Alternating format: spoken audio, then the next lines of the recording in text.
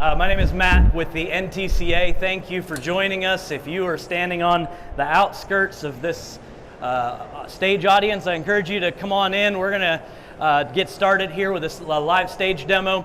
My name is Matt. I'm from North Carolina. I work for the Tile Contractors Association.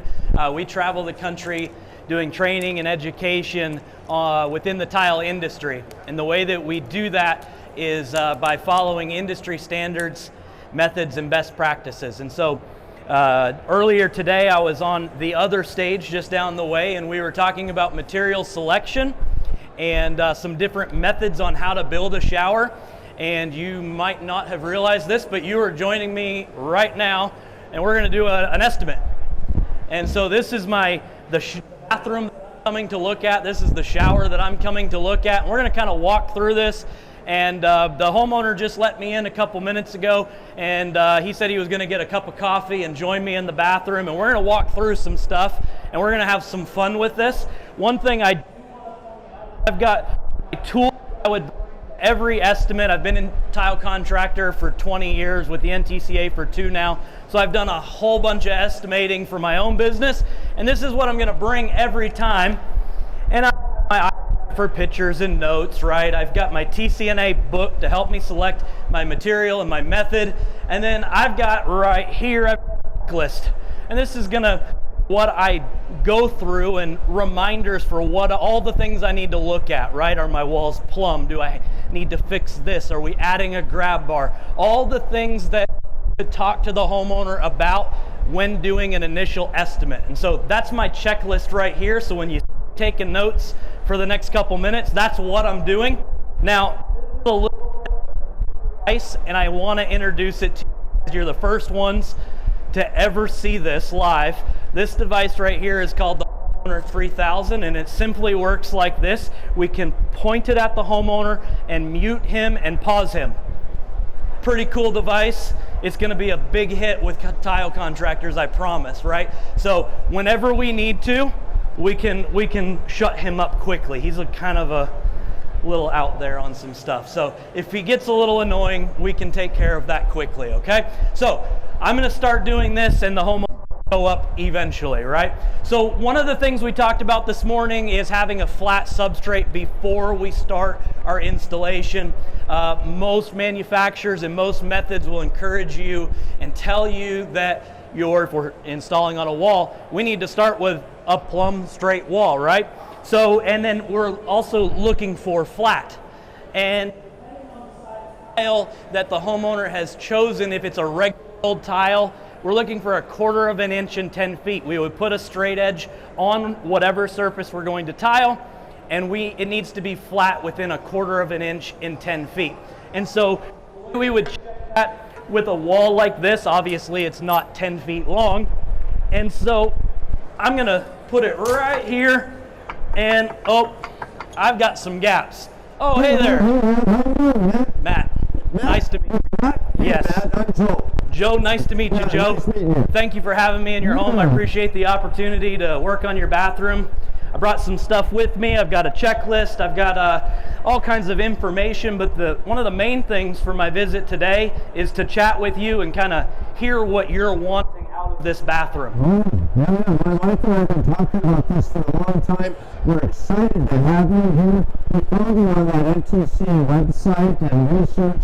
So we're excited. Good. To learn what you got to tell us. So Joe, the first thing that I'm doing is I'm checking the walls to see if they're close, right? And showed up right as I'm doing it. I'm going to just point something out to you here. We're pretty good here. I was actually rocking back and forth, and it scared me how bad it was there for a second. But right here, see how nice and flat that is right there? So I checked that wall. I'm going to check this wall as well. Oh, I do actually. I've got a pretty good gap right here, Joe. You see that? See how there's a gap between my straight edge and the 2x4?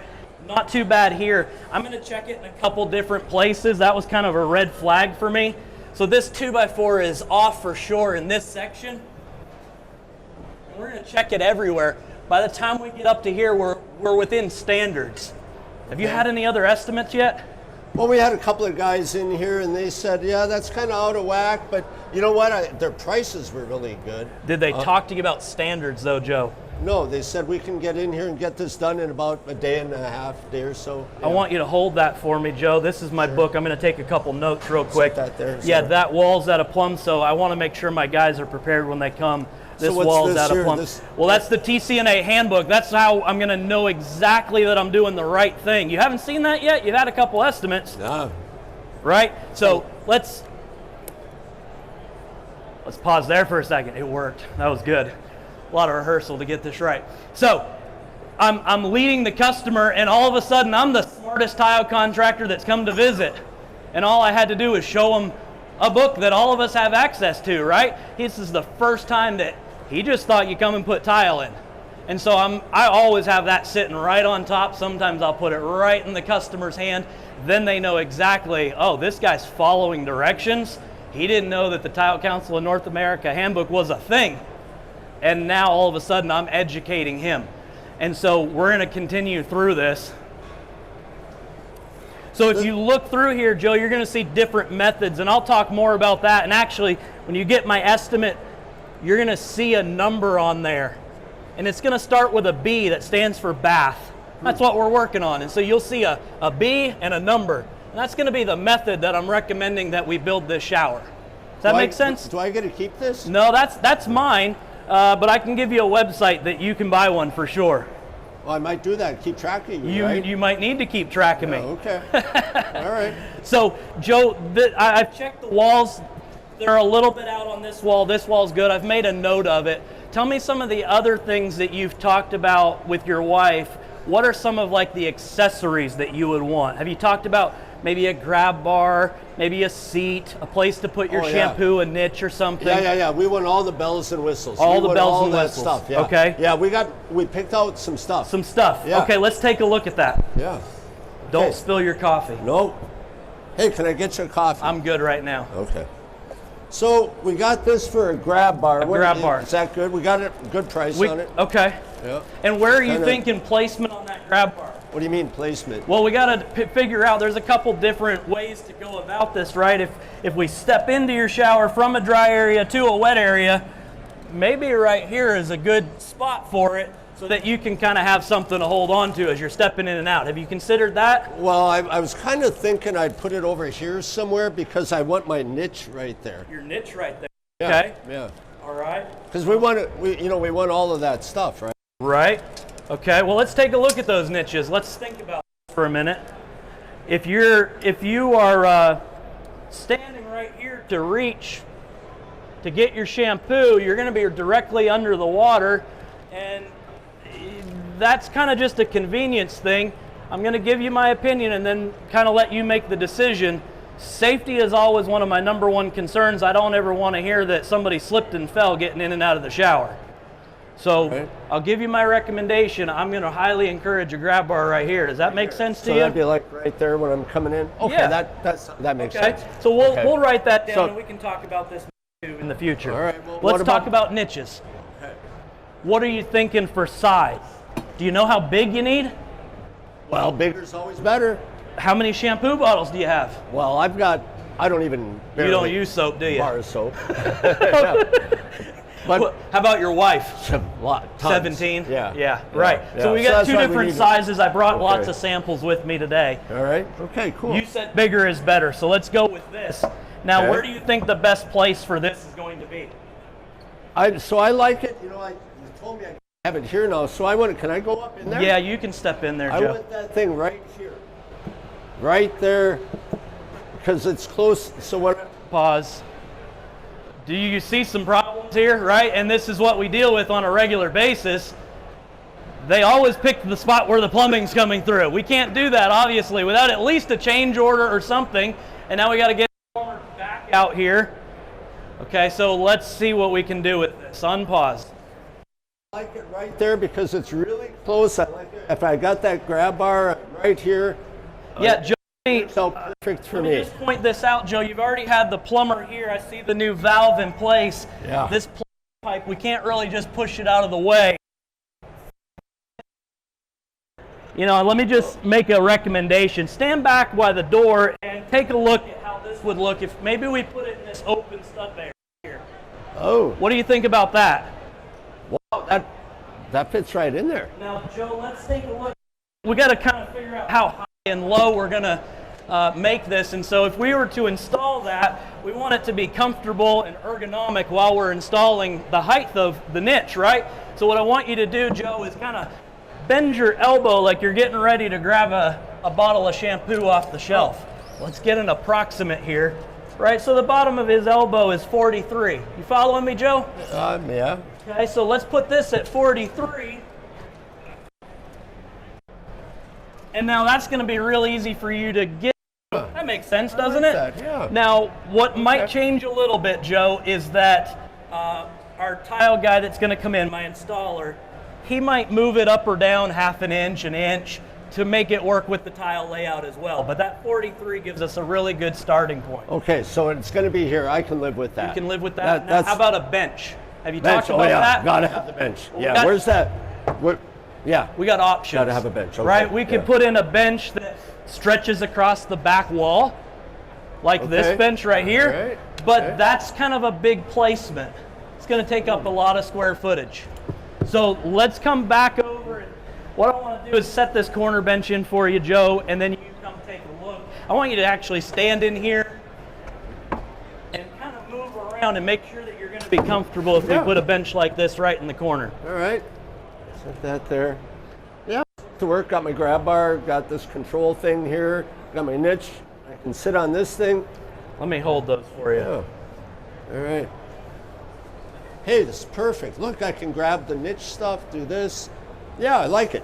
Very good. I like it. That's now, how awesome. about tile? Have you talked tile with your wife yet? Oh yeah, we got to. You want to see your our wife samples? sent me some pictures that you Yeah, I've got showed. the samples right here. Let's see what you got. Sure. So here's the one that we're totally in love with. This guy right here. It's a nice glass. Got a couple of different colors. And where do you plan on this going? This is on the floor. On the shower floor? Yeah, this is for the floor right here. Glass? Yeah, it's perfect. Okay. Yep. Well, that's the very thing. Okay. Yep. Let's take this out of the packaging. You hold this for a second, Sure. and I'm going to just that's kind of cool, read the directions Isn't that real awesome? quick. Do you see right here, Joe, it says, for use in wall, backsplash, and shower wall application. Well, where does it say for floor? Well, it doesn't. Why not? Well, if it was intended to be used on the floor, then they would put floor right in there with that. And so because they don't say for floor, it kind of leads us to it's not rated for the floor. Well, it's only tile, right? It is tile, but this is a kind of a special tile. It's glass. And so remember that grab bar thing we were talking about earlier? We don't want you to slip and fall getting out of the shower. I don't want you to fall in the shower either. And so glass can be really slippery. Okay. So what other options do you have? Do you have a backup plan? Well, you're saying I can't have that. I'm saying I'm not going to install it, is what I'm saying. Well, my wife picked out this. She liked, and this is a lot different than that. It is a lot different. I like this. Okay. Show me one more. I see one more option there, and then we'll talk about this. So we have this option too. Yeah. So we have a couple of different options of these rocks. Right. And what do you think of these? So my only comment is they're both good, and this is going to be a personal preference. Okay. And I'm just assuming your wife cleans the shower. No, I do. Oh, you do? Yeah. Well, whoever cleans the shower, they might want to consider this one just because of the size grout joints that I'm seeing here. This is going to be a lot of cleaning because of the size of the grout joints. Okay. See how these pebbles are a lot tighter? Yeah. Less grout to clean? Sure. It's just a maintenance issue. And when I leave, when I finish the project, I'm going to leave you with recommended cleaners. Okay. But it's just going to be a lot more elbow grease to have to keep this clean. So I can't have that. You can't have this. Does this one work on a floor? That one works great on a floor. Okay. So the color's kind of similar to that. It's not as dark as that. My wife loves that one. I'm going to overrule her. We'll go with this one. I do the cleaning. You said I can clean that well. So there we go. Let's All right. talk wall tile. All right. So I'm going to set this right here. That's what you picked on the floor. Now the nice thing is this color scheme that we have right here. Yep. Right. So it's kind of the right color scheme, and we thought this bigger size to put in there is going to be terrific. Yes. So that's the one right It's there. a beautiful tile. What patterns have you guys considered? Oh, we saw this one on Pinterest. And, Great. Right? You kind of put it like this, and then that other one goes like that. Right. Right? Yep. And then that other one, and it keeps like stacking up Yep. like that, right? So and then, that will work okay. Let me just kind of envision this with me for a second. When we start doing that, back and forth, they call that a herringbone pattern, Joe. Oh. And my only fear is just because this is such a big tile on only a 4-foot wall, we're going to probably end up with some smaller pieces. And our industry standards say whenever possible, we want to have a tile bigger than half. And so it's going to be hard to follow those industry standards with the pattern that you're considering. Is there any other patterns that you would consider with this? I saw this one on a website, and I got two of these to show you because I don't know what to call it, but I kind of like it where, you know, when you put the one up and the other one goes right there, and then you put the other one right there. Yeah, we call that a 50% brick joint. Okay. Then how about that one? Yeah. So let me make one other suggestion here. Boy, this guy's a pain in the neck. Hey? Pause. Okay. So we know as tile professionals that tile is going to have a bow or a warp, even if it's within ANSI standards, right? 137.1 tells us how ceramic and porcelain tile is supposed to be manufactured when following those standards. It still might have a little bit of warpage, and so we don't want to do a 50% brick joint. Let's see if I can, okay? Because the high point is going to be in the middle of the tile, the low point in the center of the tile, and then we're putting the high point next to the low point, and we got lippage. So I know already as soon as he went for 50%, it's not going to work. So we got to lead him in another direction. So let's try this. Unpause. So Joe, let me show you one other pattern that will work even better. And I'm just going to lay it down. We have kind of 2 or 3 options outside of what you've brought up. You wanted that 50% offset. Yeah. We could do like a 33% offset. Oh. And that would work good. Or you could do 25% offset. Okay. Or one thing I'm seeing a lot is these bigger tiles going vertically and just stacking straight up. And so no pattern at all. It would just be vertical. So those other patterns are going to work better for this tile. Wow, this tile stuff ain't easy. It's not. It's kind of complicated. Yeah. Well, you know, can I show you one more option? One more. Yeah, let's take a look. I'm hearing you on this. We picked up this one at the store, and it's kind of the same color, but they're a little smaller. Okay. And I don't know, what can we do with this? Well, stuff Joe, here? this is going to be a much better fit, and I'm going to give you and your wife permission to have any creative decisions with this because of the size that it is. It's going to work a lot better. We can do that herringbone that you were talking about. Okay. It would work good. We could do the 50% off joint would work great with this tile. Okay. We have all kinds of options, so we don't have to finalize that today. Okay. But the color looks good with the floor you picked. Okay. And I would encourage you to lean towards this. But this bigger stuff, that's cheaper to install, right? That's going to be less money for us because it's bigger, right? Not Goes up a lot exactly. faster. Not exactly. So I do things a little bit different. You've had some other people here that may have given you square foot pricing. I don't do that.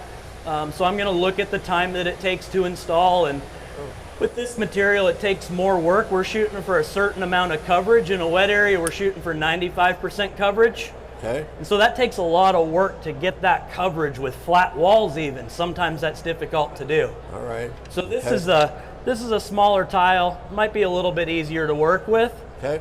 And so one's not going to be necessarily cheaper than the other. All right. Well, okay. So we'll take care of that later. Yep. What's next? The last thing I think I need to get a decision from you on is we got a floor drain that we got to take care of. Floor drain. So the floor drain. Okay. the floor drain. Now the plumber kind of left us a funny hole there, and I see why he left it in the place that he did. We've got some floor joists that are kind of in the way.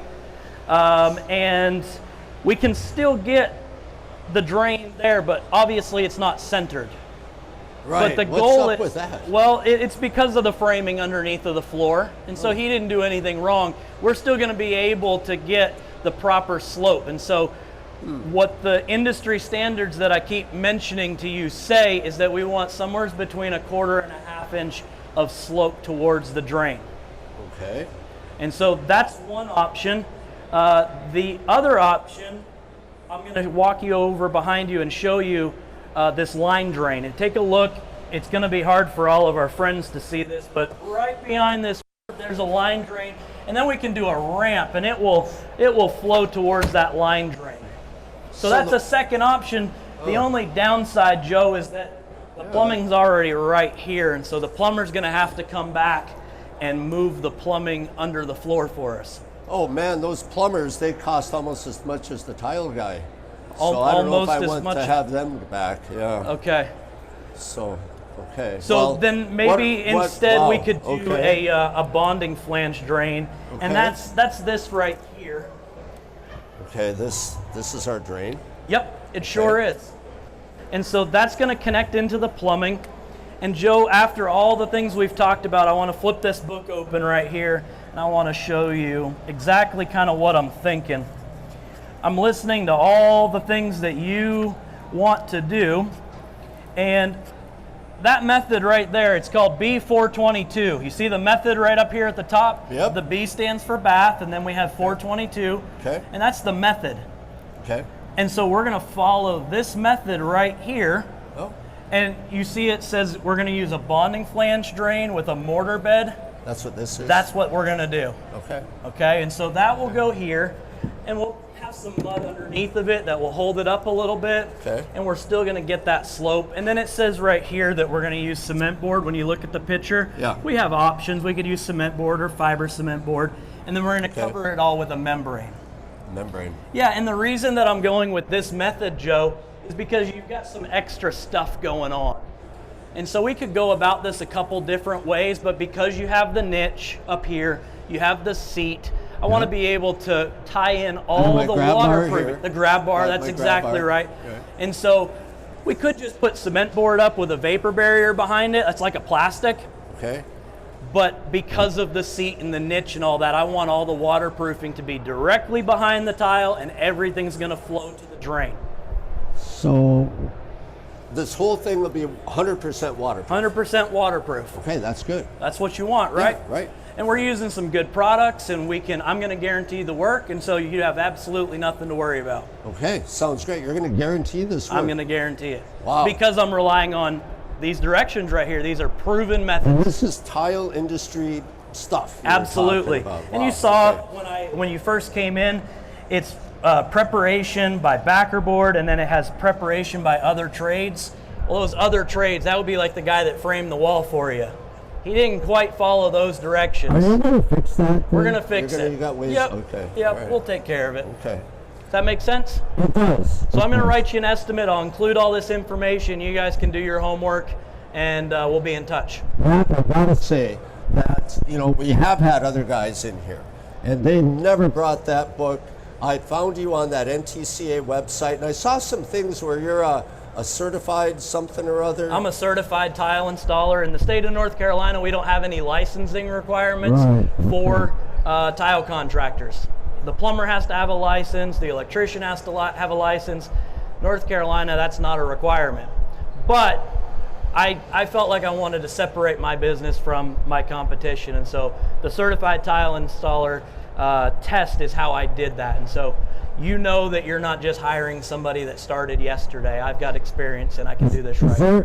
Is there somewhere that I can look that up? And Absolutely. They have a website. It's Ceramic Tile Education Foundation. Okay. Yep. Right, cool. So I'll check that out. Yep. And you're going to get me an estimate. Well, can you put on several references of people you've worked with? Absolutely. Yep. I can call them? You can call them. Okay. Check out my Facebook, my Instagram page, pictures. There's reviews there, but I can get you more people too. All right. So I got to tell you, Those other people, they haven't told me anything about this. They're not an NTCA guy like you. They're not that certified guy. They haven't brought me that book, but I don't know what you're going to cost. I don't even want to tell you this, but chances are we're going with you, man. Very good. All Appreciate your time, Joe. That's it. Let yourself out. I'll do it. All right. All right. So that's our estimate. long-winded homeowners, right? So that's kind of what we had planned to share with you. Do we have any questions? We got just a few left. Yes. Is the homeowner still married? We'd have to ask the homeowner. After deciding to overrule his wife and spend a week in Vegas, again, we'll find that out. Any other questions? Well, guys, thank you for your time. Be sure to come see me, Training Director Mark. We're at booth 5656 with the NTCA. Thank you very much.